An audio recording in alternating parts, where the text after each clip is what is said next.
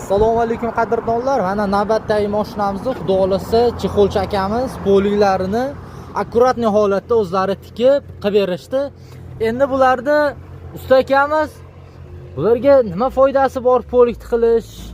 Polik qo'yilgandan keyin ukajon Ziyoni yo'qmi? ziyoni конечно yo'q. Polik qilingandan keyin tagidan suvlar o'tmaydi. Misol bemalol yuvib artgandan tekis artadi bo'ldi. Piliso'sdan boshqa narsa qiyotmaydi. Bu suvda ushlab qolmaydi ukajon. Evakorni qo'yib bemalol yushiradi. Işte bizda zavod kuzibni o'zida holatida turadi. Shishib qo'ygan, ko'tarilib qo'ygan joylari bo'lmaydi. Evakor bemalol plotga tushadi.